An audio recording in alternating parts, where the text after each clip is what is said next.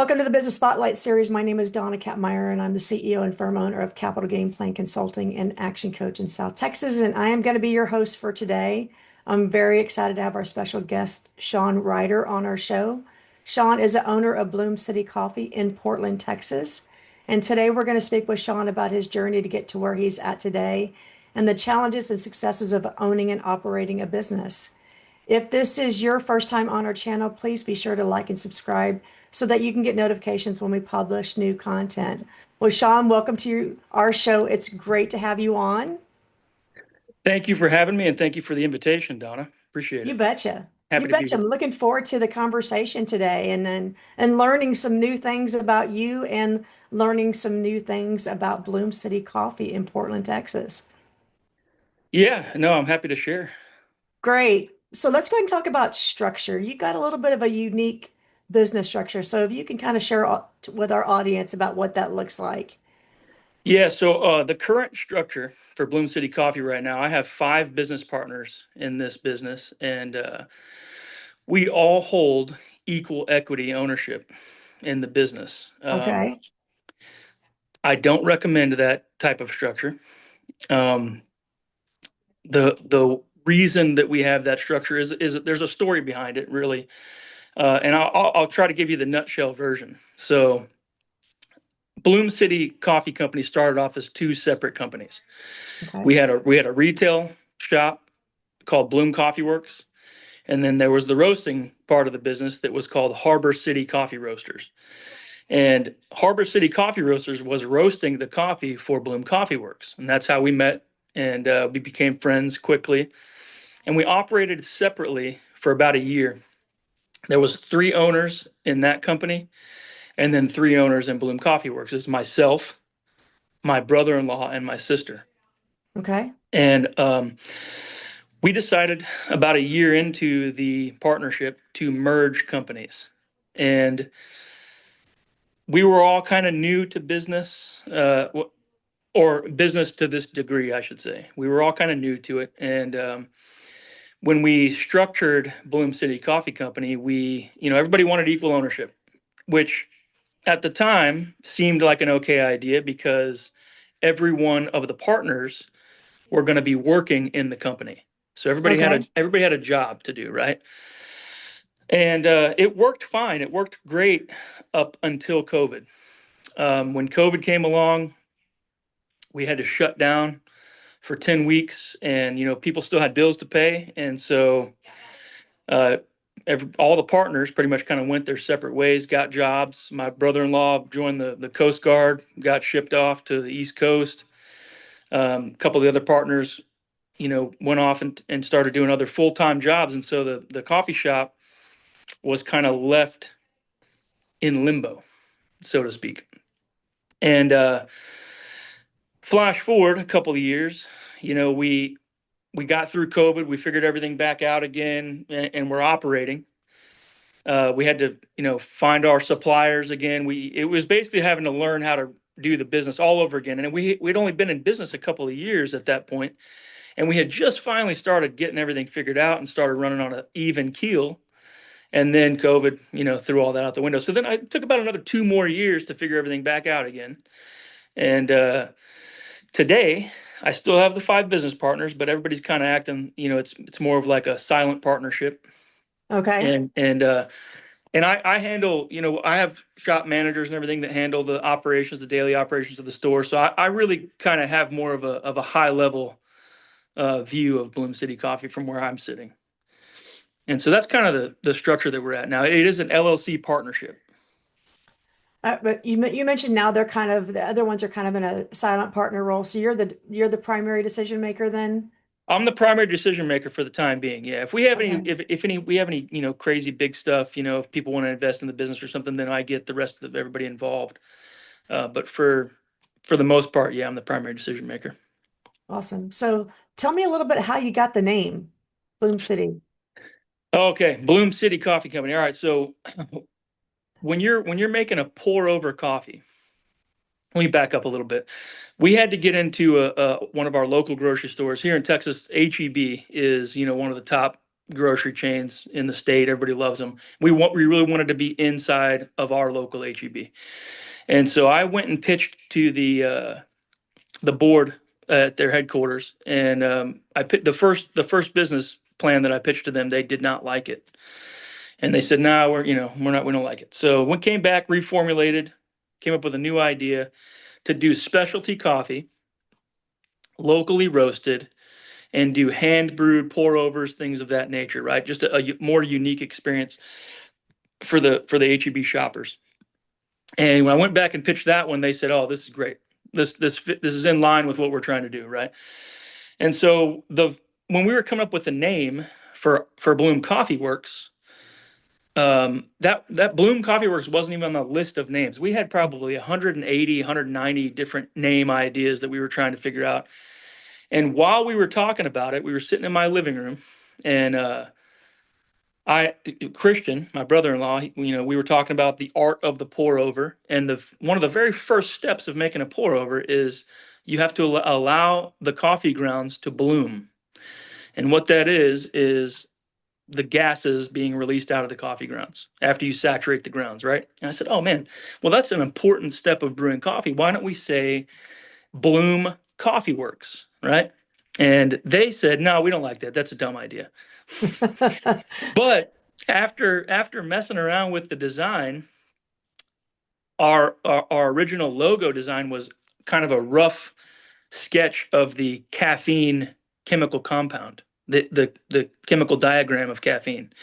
And it just so happened that those two molecular structures worked perfectly as the O's in Bloom Coffee Works. And so we ended up going with Bloom Coffee Works. And then when we decided to merge, I mentioned earlier that the roasting company was called Harbor City Coffee Roasters. Hmm. When we merged, we just smashed the two names together and became Bloom City Coffee Company. But there's also another meaning to it. The different levels of roasting, coffee roasting. We roast all of our coffee to a city roast or a full city.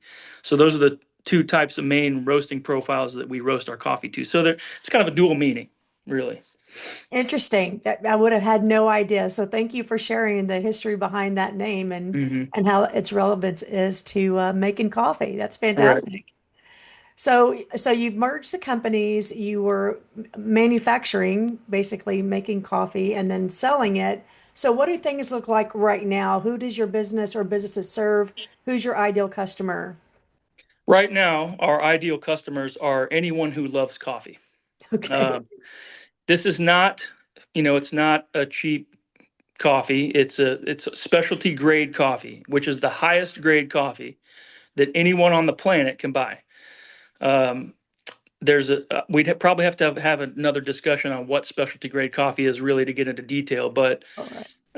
um, we only serve or we only roast specialty grade coffee.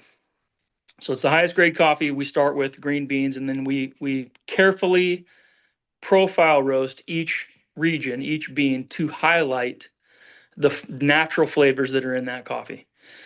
And so if you go and you purchase a Central American coffee like Brazil, a Brazilian coffee, or a Costa Rican coffee, that's going to have a natural, different flavor profile than an African coffee because of altitude changes, soil conditions, wind patterns, um, you know, uh, the growing conditions, if it has more shade, all that kind of stuff plays a role in it. And so our ideal customers are people that appreciate and want to have the finer side of coffee, right? And there's a lot of health benefits to it as well. All of our coffee is organic. We don't use any, we don't buy, it's all fair trade organic. We don't buy any cheap stuff. And so that's our ideal customer and our ideal client. Very well. So it's premium coffee, specialty grade. Hmm. So there's some big competitors, chain competitors out there in the market. What does that look like from a comparison? There are some competitors. In the world of specialty coffee, there's there's not a lot of big chain competitors because of the cost of it, right? And so, like, if I was going to tell you the competitors in my town that I'm in, there's really only two. We have Starbucks, Hmm. right, and then Seven Brew. and those are pretty much the two. And Seven Brew just opened, just recently opened. But as far as specialty coffee goes, I have no competitors in where we're at in our town. There are some in the local area, within 10-mile drive. Um, but this market, this market here south of San Antonio, there it's the specialty coffee world is kind of unfamiliar to people, Mm-hmm. right? A lot of people are used to going to Starbucks or going to Stripes, or going to the gas station, getting coffee, or just buying their coffee from the supermarket and then just making it at home. So the competitive landscape for us is really we are competing with the big, you know, corporation coffee shops. There's no other specialty shops here in this town. So yeah, we on the global scale, there are some big specialty. We also roast and we mail our. We'll send our coffee to anybody that wants to buy it anywhere in the world. And so there are some competitors. There's some big names out there like Blue Bottle. Blue Bottle Coffee is a specialty brand, and that's a big brand. Um, there's a few other, Stumptown. There's some big brands out there, but not many. Not as many as you'd think there'd be compared to the commercial and commodity grade coffees. So getting your name out there with those bigger name competitors, what have you found to be effective marketing strategies for you to get them to come by, either to purchase online or to come in the store and buy a cup of brew? So the most effective for us, since I don't have a $400 million marketing budget like some of the big guys, is I mean, social media. Social media plays a huge role in it because it's low cost, for the business owner. But not only that, getting involved in coming out and getting involved in the local, like chamber events, chamber of commerce events, even going to farmers markets and just setting up a little table and putting some bags of coffee out there. There's people that are visiting from out of town. They hear about it. They try a bag. They love it. They take it back and they talk to their friends. We actually have some folks in San Antonio that came down and discovered it while they were visiting some friends, and they love it. And so, um, yeah, most effective. That's going to be the most effective for us now. Until I do get that 120, $200 million marketing budget to really put some Super Bowl ads out and stuff, then we're relying on free or low cost social media marketing. Anytime we can work with the local sports teams, things like that, just getting our name and our brand and our logo out there so people know what to look for. Very good. Thanks for sharing that. So let's look out to the future a little bit. Where do you see Bloom City Coffee being in the next 3 to 5 years? Well, I'd tell you where I'd like to see it. I'd really like to see our roasting operations grow. Okay. Um, we, as from the business perspective, our margins are far better on the roasting and wholesale side, right? It costs a lot of money to run a coffee shop. It cost, we got 20 something employees at one location. Then we have office staff, and at the roastery, we have four people, Okay. and they're roasting all the beans. And so, from the business side, the roasting coffee is more profitable for us. And so, I'd like to see the roastery grow. Of course, we need a bigger facility. We need to be able to have more capital to purchase a larger amount of beans at one time, green beans, because coffee's a commodity, right? And so the price of coffee fluctuates just like oil or anything else that's in the Mhm. in the market, right? And so when the whole idea is to buy low, right? Buy it when it's cheap and maintain your pricing structure. So in order to be able to do that, we have to have a larger facility to store the beans. They have to be in climate controlled storage. Okay. And so anyway, that's what we're putting a lot of our focus in right now is growth on the roasting. Very good. Are you looking at expanding on the retail side, more locations in that 3 to 5 year? We actually just opened a new location in our town. We've found that opening kiosk style coffee counters is something that we can do and we can do well. So it doesn't require a lot of capital. It doesn't require a huge expense on the machines and things that it would take to run a full cafe. And we still maintain good profit margins on those. And so we have thought about even opening up in other HEBs. Well, I've talked to HEB about opening up other counters inside other stores in Texas. So that is a possibility. But like I said, really the focus is going into the roasting. Very good. You mentioned you got about 20 plus or minus employees, and then on the retail side, and then four on the I'll say the manufacturing side. Uh, what is kind of your secret sauce to recruiting and hiring staff? I don't know if there's a secret sauce, but I do have an interview process, Okay. and we do.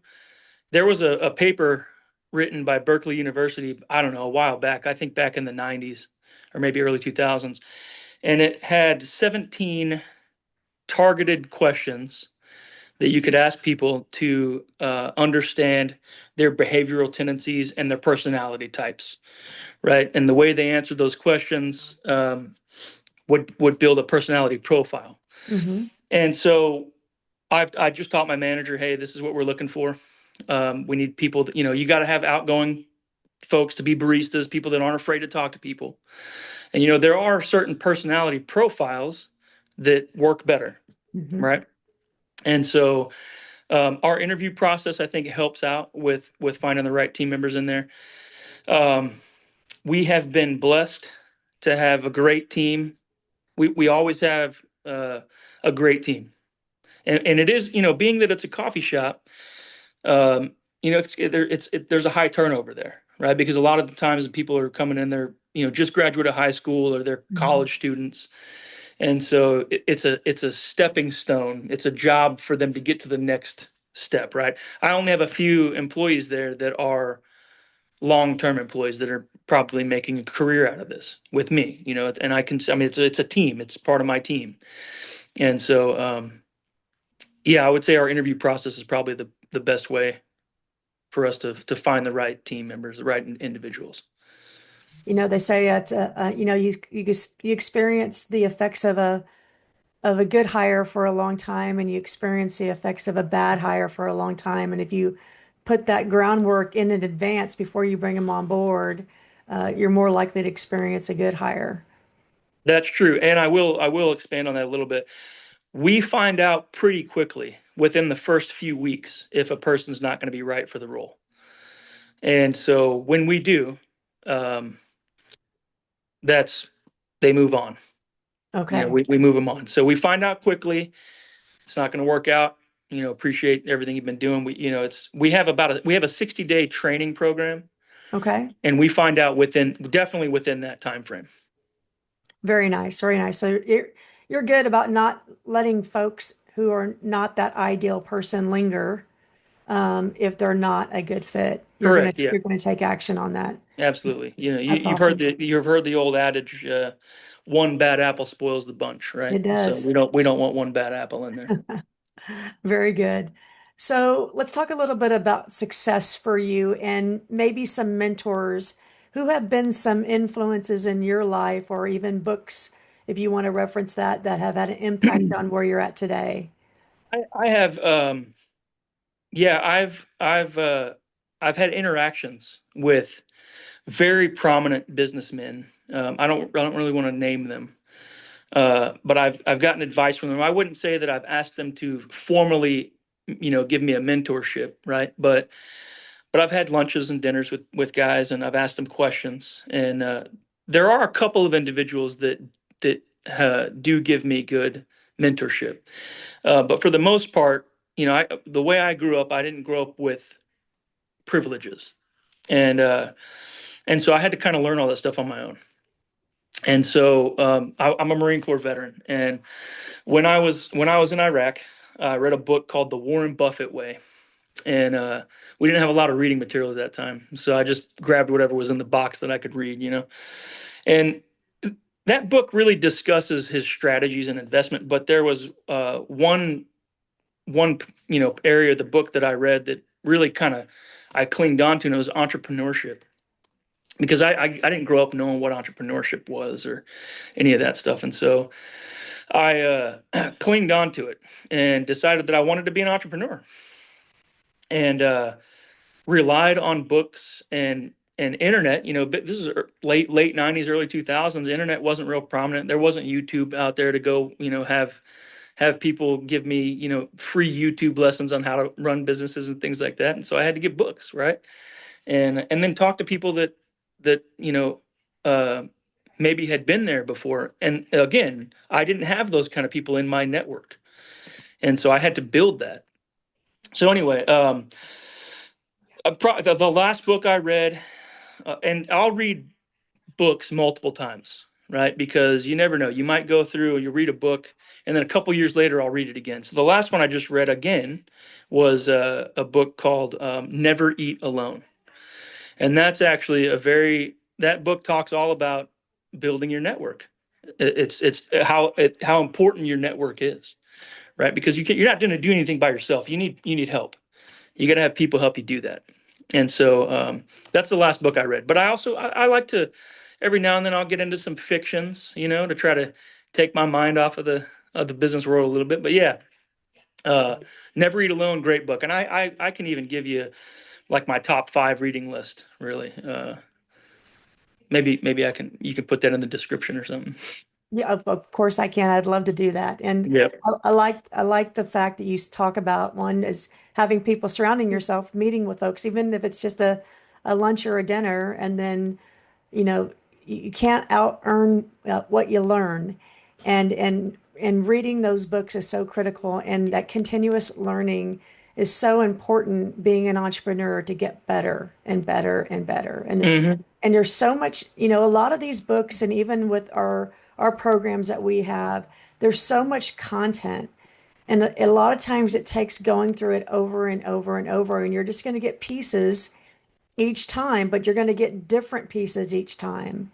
And That's right. it's too much. It's too much all at once. So thanks for sharing that. Absolutely. Yeah. It's also important to maintain consistent uh, coaching, I guess, maintain consistent coaching because, and when I say coaching, I mean, you could be talking to your buddies, another business Hmm. owner. He might have a totally different business in a different industry, but you're talking about problems that he's having, talking about, and figuring out how solutions that he's figuring out or that they're figuring out may help you in figuring out your solutions. You bet. And I'm glad you brought that up because more often than not, probably 80%, we want to use Pareto principle of 80/20 rule. Even though you're in a different business, you're experiencing the same kind of issues. And so it doesn't matter a lot of the times what business you're in because you're going to have the same challenges. Absolutely. Love that. So speaking of that, if there's any advice that you would like to give our business owner audience, what would that be? Uh, Always be ready to adapt. Always be ready to adapt to your environment, to your market. And man, I can't even stress the importance of your mindset. You have got to keep a steady mindset. It's so easy to get distracted by something that's going on in your life or something's going on around you, in the world globally. We just had a huge hiccup in our operations because of coffee prices, green coffee prices coming out of Brazil. Yeah. And we had to pivot. We had to figure out a way to pivot and adapt quickly because you don't have a lot of time. You maybe have a day, a couple of days to make a decision.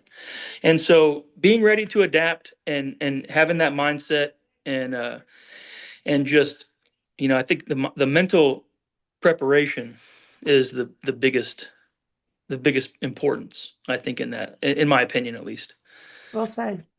Is there any other information you'd like to share about you or the coffee company or any other advice you'd like to provide our audience? Um, Not that I could think of right now. I mean, yeah, if you want to check out Bloom City Coffee Company, we have website, social media. If you want to get a hold of me through any of those means, probably social media pages, you can reach out.